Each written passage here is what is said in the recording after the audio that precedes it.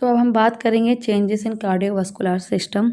With the enlargement of uterus the diaphragm becomes elevated. जब uterus enlarge होता है, baby grow करने लगता है, फीटस उसमें डेवलप कर रहा होता है, तो यूट्रस इनलार्ज होने लगता है।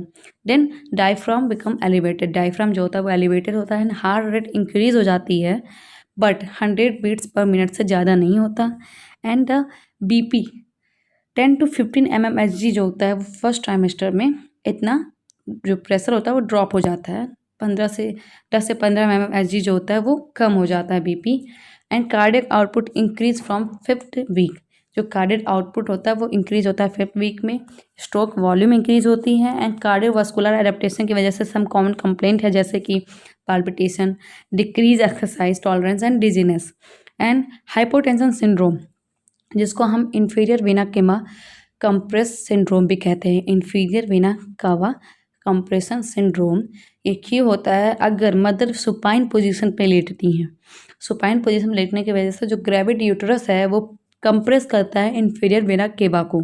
इंफीरियर वेना केवा को ग्रेविड यूट्रस कंप्रेस करता है, जिस पोजीशन की वजह से, सुपाइन पोजीशन की वजह से, जिसकी वजह से डिक्रीज होता है venous return centrally. In severe cases, women can feel loss of consciousness, slightly unconsciousness, vertigo, syncope. तो in case of hypotension syndrome, avoid right lateral position, give left lateral position. Maximum left lateral position follow करना चाहिए pregnancy में। And increase plasma protein. Plasma protein जो होता है वो increase हो जाता है। Due to oncotic pressure decrease, there is a chance of oedema.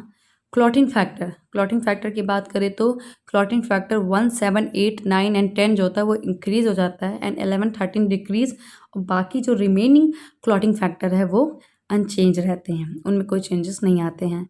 Okay. During pregnancy the plasma volume increase by 40 to 50% and the RBC volume increase only 20 to 30%। Pregnancy के time plasma volume increase होता है 40 से 50%, और जो RBC होता है वो increase होता है 20 से 30%। एडेमा और swelling of the feet is common. Oedema और स्वेलिंग, पैरों में सूजन, कॉमनली होता है during pregnancy, partly because of enlarging uterus, compress vein and lymphatic drainage from the lungs. Okay. अब हम बात करेंगे changes in respiratory system. Respiratory system में क्या क्या चेंजेस होते हैं? तो there are many physiological changes that occur during pregnancy that influence respiratory status and function. बहुत सारे चेंजेस होते हैं, फिजियोलॉजिकल चेंजेस होते हैं प्रेगनेंसी के टाइम, जो रेस्पिरेटरी स्टेटस एंड फंक्शन को इन्फ्लुएंस कर सकते हैं। Due to hormonal effect, hormonal effect की वजह से प्रेग्नेंट वुमेन जो होती हैं breathe slightly faster and more deeply. Slight faster, थोड़ा तेज़, और मोर डीपली टू एक्सहेल, सांस लेने में थोड़ा तेज़ है और सांस छोड़ने में, एक्सहेल करने में थोड़ा डीपली। क्यों? CO2 को लेवल लो रखने के लिए। तो due to hormonal effect pregnant women breathe slightly faster and deeply to exhale. Increase होता है in tidal volume alone as a respiratory rate does not change during pregnancy. Respiratory rate change नहीं होते, लेकिन tidal volume increase होता है, 600 to 8 ml increase हो जाता है। As the uterus and fetus continue to enlarge over time, the diaphragm progressively become more upwardly and displaced. अभी आगे हमने डिस्कस किया था, जब यूट्रस इनलार्ज होता है, यूट्रस इनलार्जिंग होने लगता है तो डायफ्राम थोड़ा एलिवेट होता है, वही पॉइंट है। And oxygen consumption increase by 20 to 40%। Oxygen का जो कंजप्शन है वो इंक्रीज हो जाता है 20 to 40%। अब आता है चेंजेस इन रीनल सिस्टम। हम चेंजेस इन रीनल सिस्टम पढ़ते हैं।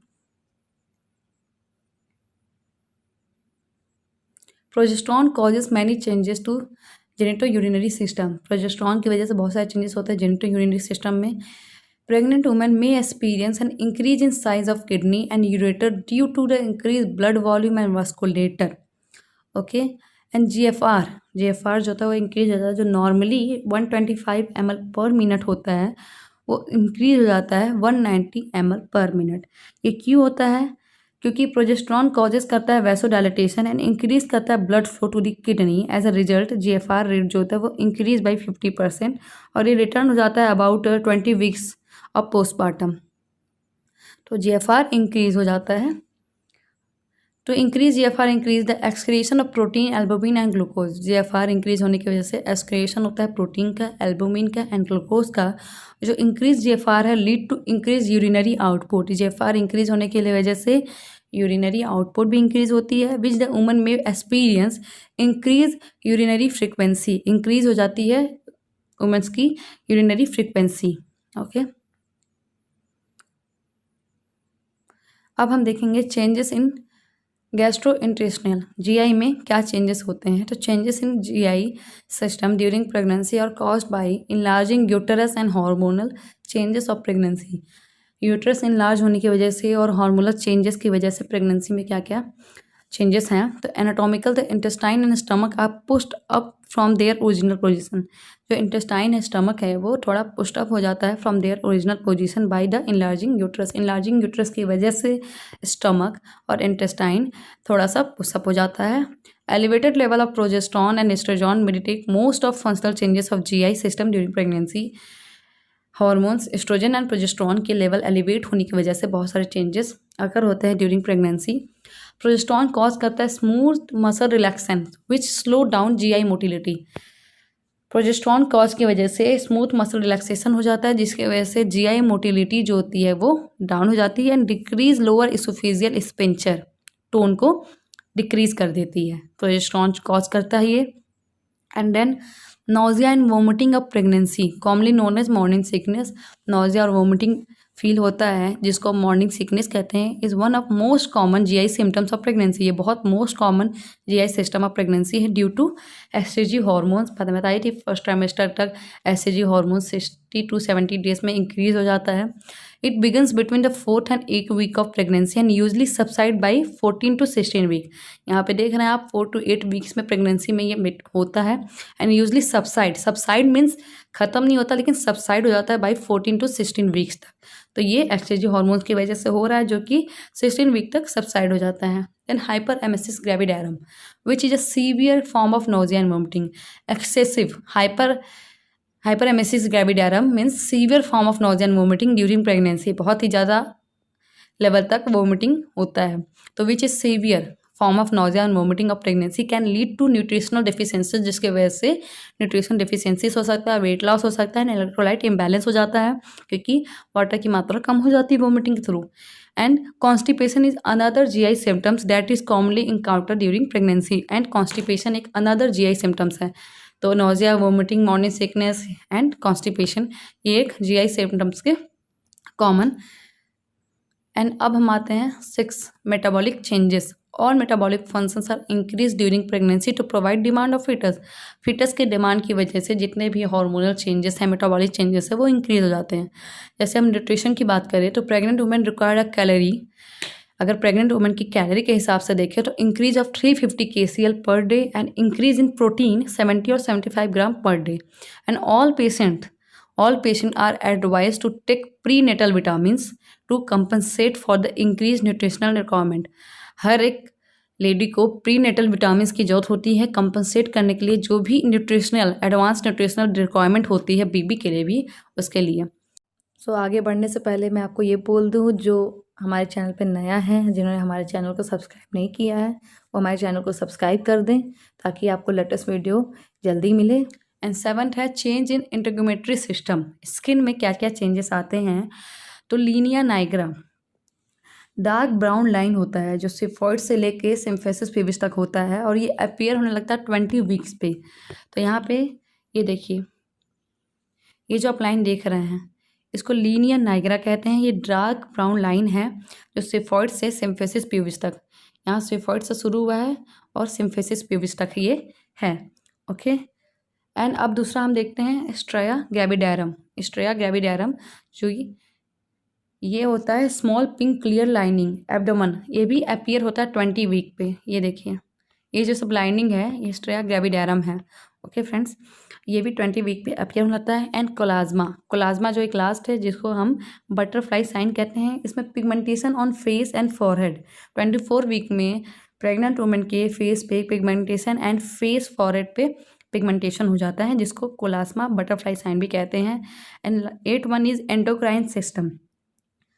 एंडोक्राइन सिस्टम में क्या क्या चेंजेस होते हैं, तो pregnancy affect all hormones in the body. The fetal placental unit secrete steroid hormone and proteins that alter the function of various maternal endocrine gland। तो fetal placental unit है, secrete करता है स्टेरॉइड हार्मोन्स एंड प्रोटीन्स जो कि बहुत alter करता है function of various maternal endocrine gland. Women also experience increase STG human chorionic gonadotropin which is produce by placenta. SCG जो प्रोड्यूस करता है प्लासेंटा। और detect in maternal urine after 8 to 9 days of fertilisation.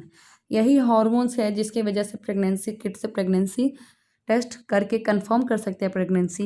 तो ये detect होता है maternal urine में after 8 to 9 days of fertilization. Fertilization होने के 8 से 9 दिन बाद एससीजी हॉर्मोन्स जो होता है वो मैटरनल यूरिन में पाया जाता है। इस डायग्राम में आप देख रहे हैं कि ये first trimester and 40 weeks 9 month पूरे ये थर्ड ट्राइमेस्टर का डायग्राम है, जिसमें जो एससीजी हॉर्मोन्स है वो फर्स्ट ट्राइमेस्टर में ज़्यादा बढ़ा हुआ है एंड देन सेकेंड ट्राइमेस्टर से वो कम हो गया, सबसाइड हो गया है।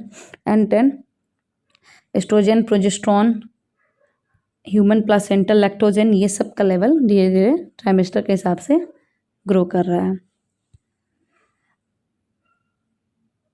And the placental also produce human placental lactogen. Placenta also produce करता है ह्यूमन प्लासेंटल लैक्टोजन जो कि ग्रोथ हार्मोन की तरह होता है। Okay, maternal endocrine gland. And अब हम देखते हैं साइकोलॉजिकल चेंजेस। तो साइकोलॉजिकल चेंजेस क्या होते हैं ड्यूरिंग प्रेगनेंसी। बहुत ये जितना हमने पढ़ा वो फिजियोलॉजिकल चेंजेस थे। अब हम थोड़ा डिस्कस करते हैं साइकोलॉजिकल चेंजेस। तो first, second and third trimester में क्या साइकोलॉजिकल चेंजेस होते हैं। तो फर्स्ट ट्राइमेस्टर में during this time there may be emotional fluctuation होता है बिटवीन पॉजिटिव फीलिंग, जैसे कि एक्साइटमेंट होता है, हैप्पीनेस होता है, एन्जॉय होता है, एंड रैदर नेगेटिव वंस भी, disbelieve, anticipation, worry and tearfulness. First trimester में फ्लक्चुएशन होता है पॉजिटिव नेगेटिव दोनों फीलिंग, मतलब एक्साइटमेंट, हैप्पीनेस, एन्जॉय भी फीलिंग होता है, एंड नेगेटिव वन में डिसबिलीव होता है, एंटिसिपेशन, थोड़ा डर होता है। तो ये फर्स्ट ट्राइमेस्टर में होता है कि दोनों पॉजिटिव नेगेटिव थिंकिंग आती है। एंड सेकेंड ट्राइमेस्टर में मेंटल हेल्थ प्रॉब्लम जैसे कि anxiety and depression occurs less commonly in second. जो ये एंजाइटी एंड डिप्रेशन जो फर्स्ट ट्राइमेस्टर में होता है वो लेस कॉमन हो जाता है सेकेंड ट्राइमेस्टर में in comparison to first and third trimester. This is due to reduce nausea and vomiting. जब नोजिया वोमिटिंग सेकेंड ट्राइमेस्टर में कम होने लगता है, सबसाइड होने लगता है एसटीजी हार्मोन्स कम होने की वजह से, तो इसमें थोड़ा एंजाइटी डिप्रेशन कम होता है। एंड थर्ड ट्राइमेस्टर में negative emotional believes feelings could come back. जो negative emotional feelings first trimester में हो रही थी वो फिर से कम बैक हो जाती है, जो कि सेकेंड ट्राइमेस्टर में थोड़ा नॉर्मल हो जाता है, कॉमन हो जाता है। तो थर्ड ट्राइमेस्टर में वो फिर negative emotional feelings come back हो जाती हैं। Again during this time this could be due to increasing discomfort, क्योंकि डिस्कम्फर्ट फिर से इंक्रीज हो जाता है, such as due to pelvic girdle pain, back ache, insomnia, tiredness and exhaustion की वजह से। ओके फ्रेंड्स, तो थैंक यू। आज का टॉपिक यहीं ख़त्म होता है। अगर आपको क्लास अच्छी लगी हो तो चैनल को सब्सक्राइब करें